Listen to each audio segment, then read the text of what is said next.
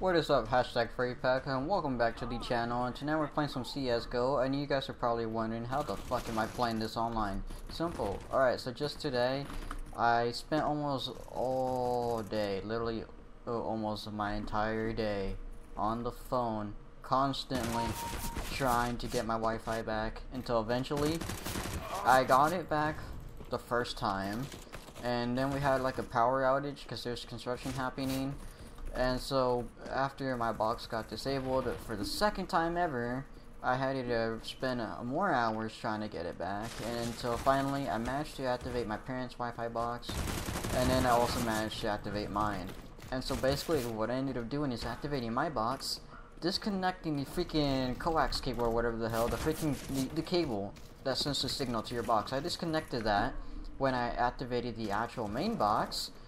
And so basically what happens is, when you go ahead and disconnect that, my box will, as long as I keep it powered on and do not turn off the power of it whatsoever, everything will work when I plug it back in, when I plug in the cable back. So basically, after I get the other box activated, my freaking internet provider, they updated their service to where you could no longer have two modems or two internet boxes activated anymore. And basically what happens is, after you activate one box, if you have a secondary one connected, during the activation process of the one that you want active, they will disable the other one automatically. However, after the signal is sent, there is no more signal detections. So you basically have to find a loophole to go ahead and trick your freaking company to activate two boxes in a way without them even freaking realizing that they activated two. But one of them, you gotta activate it, disconnect the cable when they're sending the signal to the second one, and then there you go. Now, however, normally companies do not activate two boxes under one condition. I, however, had an excuse for it because I had permission by a manager of my own cable provider. But yeah, that basically settles my Wi-Fi problem. However, if I ever have a power outage, or if my Wi-Fi ever gets unplugged, like my own box, I have to basically redo the activation process again. And there's a chance that some of the employees will be really annoying and not know how to do their job right, because there's a lot of the employees, they do not know how to do their job right. I'm being honest. A lot of the people do not know how to freaking do their job right. And it pisses me off because they literally, either they have the shittiest phone connection when you call them on the phone, or they keep asking you, so many questions to where then you realize, do they know how to do their job? Because some of these questions, they go like, yeah, can you power cycle your modem after you did it like 50 times? Alright, and then they ask you a couple other questions. Can you connect to it and all that kind of stuff? Alright, they ask basically the simple questions that they're supposed to, but there's some questions that they do ask you that is pretty stupid. That, in my opinion, like, what the fuck? And then they keep repeating themselves over and over again until finally you get connected to someone that's actually smarter. Or at least you think they are.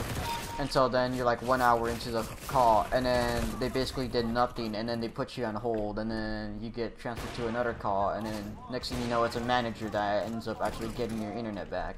Which, luckily, I had the manager still go ahead and actually be able to help me out. Anyway, so the whole point of this video, guys, is I did get my Wi-Fi up and running, but I still would need a router and a 100-foot cable. However, why? Simply because that'll be my backup. If I ever lose my internet again, there's most likely a chance I won't be lucky to get it reactivated again, my actual box, and I'll have to be stuck with the main box that's not actually mine, that's actually my family's box that's in the living room, which I will be stuck with Wi-Fi, and then the signal to my room is really poor and shitty, hardly gets 10 megabytes up here. So yeah, that will be issues when playing online, or to even be able to upload. It will almost be kind of impossible because half the time it actually disconnects, which is annoying, which is why I have my own internet box, which my own internet box can provide me up to 1 GB speeds, both Wi-Fi and Ethernet. So that's why I need my own equipment, obviously, for being able to, especially if I want to live stream. Live streaming will no longer happen if I don't have my own Wi-Fi. So basically, as a backup, if you guys are willing and you want to, I mean, I appreciate any donations sent to the Ko-Fi, PayPal, or even if you become a Patreon member, because then it will help me out get a 100-foot cable and a router, where if I ever needed to have that instead of my box, well, there we go. I'll still be able to do UT for you guys and enjoy. But for now, I did manage to fix my solution on my problem that I've been having. So basically, that stress video that I uploaded yesterday would kind of be a shit ton of bullshit. For now. See, luckily, I have everything working right now. But let's just hope it stays and I don't have to ever worry about it. But yeah, that router and 100-foot cable is basically my backup plan if anything ever happens. However, I'll plan to try to live stream either tomorrow or sometime soon. And that'll be really awesome. But if you guys want to go ahead and play and have some fun, well, sweet. Anyways, be sure to share the channel. Be sure to go ahead and, you know, leave a like, subscribe if you haven't. And that's really it, guys. Hopefully you guys enjoy my shitty CSGO gameplay. Dogs out, bark, bark, bow wow.